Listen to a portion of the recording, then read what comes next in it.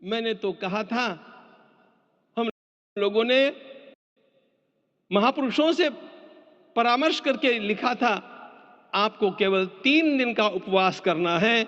आपने 11 दिन का संपूर्ण उपोषण किया। हमने 11 दिन एक भुक्त रहने के लिए कहा था, उन्होंने अन्न का ही त्याग कर दिया। महाभारत में कहा गया है, अनशन यह सबसे बड़ा तप है, अनशन। और उसको उनके जीवन में साकार होते हुए मैंने केवल देखा नहीं, मैं थोड़ा तार्किक हूं। आपकी परम पूजनीय माता जी से मिलकर के मैंने उसको रिकन्फर्म भी किया था कि आपका यह अभ्यास 40 वर्षों का है। ऐसा तपस्वी कोई राष्ट्रीय नेता प्राप्त होना यह सामान्य बात नहीं है। वे इन दिनों में हमने कहा था कि आपको विदेश प्रवास नहीं करना चाहिए, क्योंकि सांसर्गिक दोष भी आते हैं। विदेश प्रवास टाल दिया सांसर्गिक देशों के इस दोषों की संभावना के कारण, लेकिन दिव्य देशों का प्रवास ऐसा किया।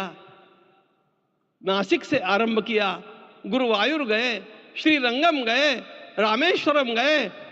इन सारे स्थानों पर जाकर के वहां के परमाणुओं को लेकर के और पूरी भारत माता के हर कोनों में जाकर के मानो वे निमंत्रण दे रहे थे कि आइए दिव्य आत्माओं, अयोध्या पधारिए और हमारे राष्ट्र को महान बनाने के लिए आशीर्वाद दीजिए।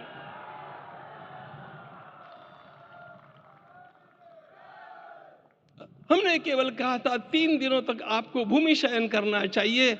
11 दिनों से आप भूमि शयन कर रहे हैं। इस कड़कड़ाती ठंड में इस प्रकार का शयन करना, मित्रों, ब्रह्मा जी ने सृष्टि को निर्माण किया। उस समय उन्होंने एक शब्द को सुना था। भारत की संस्कृति का सबसे मूल शब्द है तप, तप इति। हमारे पूज्य गुरुदेव के गुरुदेव परम गुरु कहा करते थे, कांची के परमाचार्य जी महाराज, तपश्चर।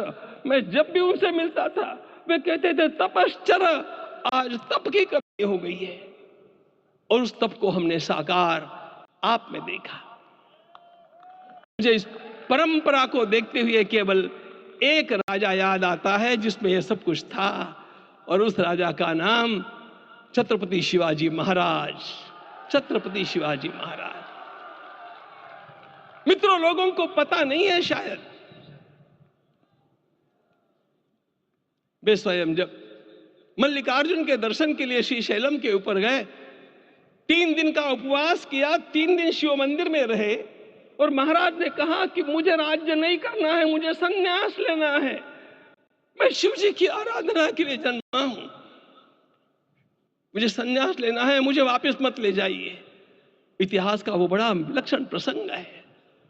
उस प्रसंग में उनके सारे ज्येष्ठ मंत्रियों ने उनको समझाया और लौटा करके लाया कि यह भी आपका कार्य भगवत सेवा ही है। आज हम लोगों को उसी प्रकार के एक महापुरुष ऐसे प्राप्त हुए हैं जिसको भगवती जगदम्बा ने स्वयं हिमालय से लौटा करके भेज दिया कि जाओ भारत माता की सेवा करो। तुम्हें भारत माता की सेवा करनी है।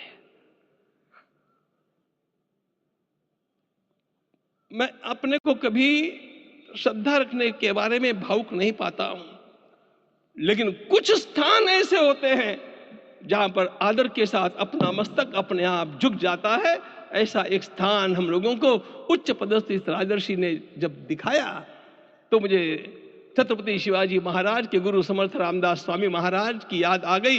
उन्होंने शिवाजी का वर्णन किया, निश्चयाचा महामेरु, निश्चयाचा महामेरु, बहुत जनासी आधारू, अखंड स्थितिता निर्धारू, श्रीमंत योगी, श्रीमंत